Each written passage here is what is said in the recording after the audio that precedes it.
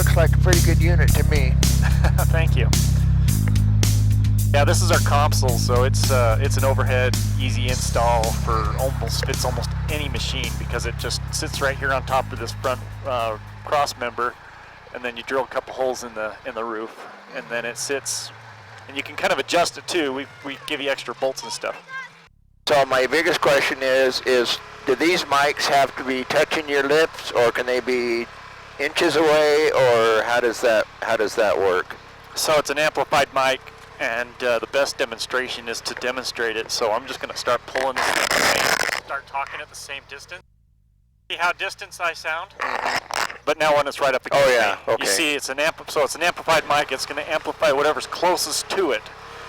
And so that's why we say best to keep it up close to you, right? Because you do get a small amount of background engine noise when you're talking, but when it's right up against your lips, it's going to amplify whatever's closest to it the most. Okay, so the other question is, if we have like five razors, and there's 2 or 4 of us in each razor, and we're all on the same channel, then when I do that push to talk, all of those people all those machines will hear what we're saying. Yes, all of them will hear what we're saying. But if I don't push that button, it's just the 2 in the 1 razor that we're talking. Yeah, so it's a private conversation inside what we're having right now. No one's hearing exactly what we're saying until you hit that push to talk button, then it becomes public. What's the range in an area like we're in today?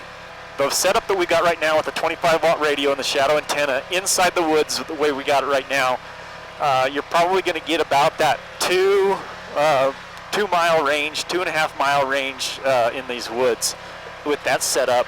Even with hills and stuff. Even with the hills and stuff, awesome. Just like we were having yesterday. When we got separated from the group. They were about 1.5 miles the one direction. We were probably about 1 mile, 1.5 miles the other direction, and we were able to communicate still. And we were actually up. You guys were actually over a slope and back down another ravine, and we were on the other side of the ravine, which was pretty good. So.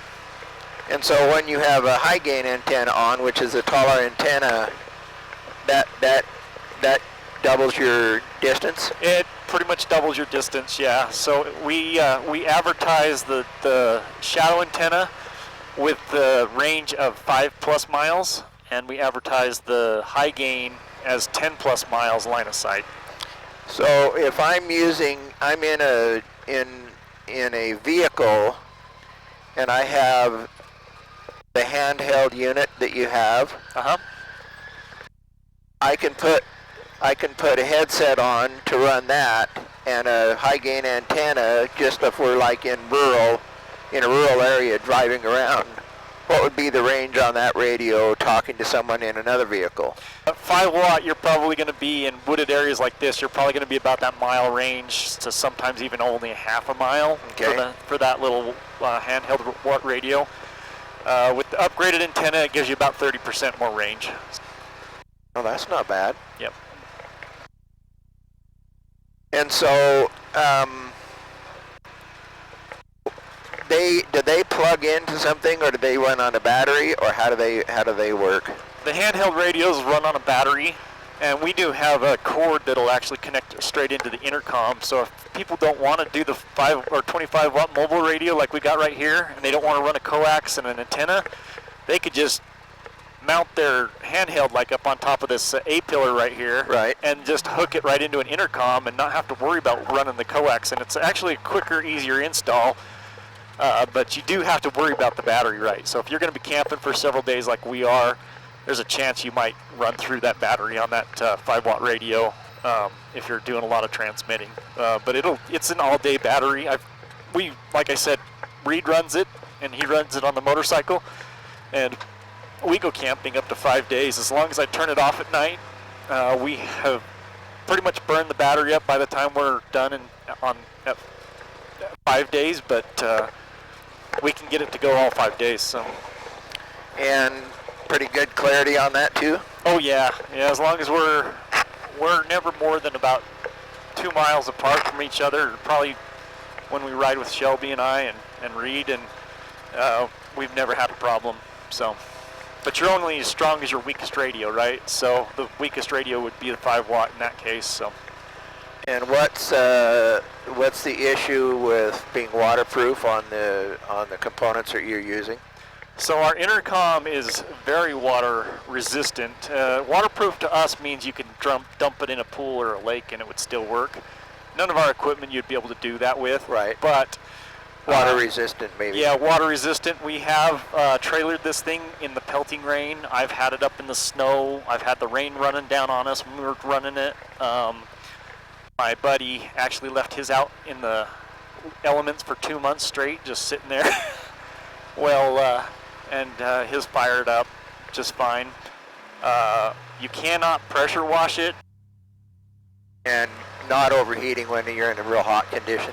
Yep, I've had it in the, we're here in Idaho, so we got the extremes, right? So we get the January where it's freezing cold temperatures, and we've got in the summer where you can get clear up into the 100 and 110 degrees sometimes, and we've run it. No issues that way? Oh, you haven't had any issues. The radio does have a temperature range once it hits. I think it's in the manual. I'd have to go look that up. And so, other than applications for in a RZR or an ATV, that kind of thing, what about applications in using it between two pieces of equipment that are working on a job site? So we have actually sold just our mobile radios to contractors. We have a contractor that just buys our mobile radios, and he puts it in his scrapers and some of his dump trucks and stuff like that, and he just runs up and down his mine with it. So you've got about a mile distance in that, like if you had a dump truck coming on site to dump, you could be in contact with a guy on another machine at the job site.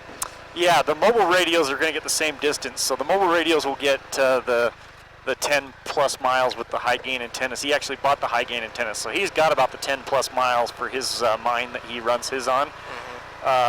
If he was using the handheld radios, then you'd probably be about that mile range, or mile to 5 mile range, depending on his terrain. So is there a limit up to the number of people that can be on the same channel in a party someplace riding? There's no limit. Okay, you got another question? Sure. So how many updates have you done on this since you guys first started? So we first started with the S2. It was a mono system. It was just a 2-seater only. It had some curly cords coming out of it. We originally got into this thing because we just wanted to just have something that we thought we could build it cheaper than we could buy some of the other competition systems out there. Well, we were wrong by the time we were done building everything. We paid way more. We should have probably just bought our competitor's system by the time we were into it, designing and modifying cords and putting a bracket together. And it looked pretty shabby for the most part, but it worked amazing. And so we ran that for about a year, and our friends told us to put some fit and finish on it and start selling it. So we eventually caved into that. We put some fit and finish on it, and we started selling it.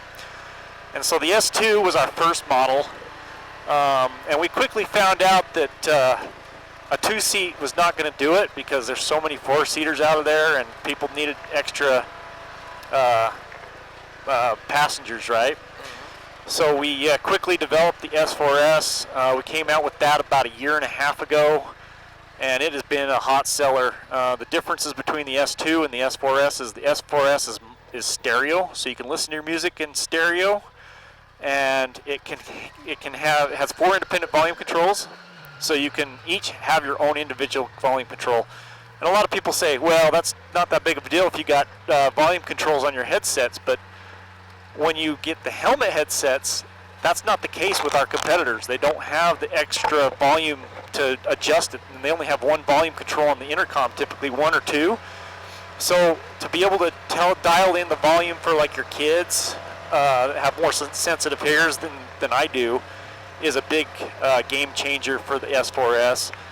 And the other thing about the S4S is nice is it can actually split each headset once, so you can have up to 8 headsets on this single intercom.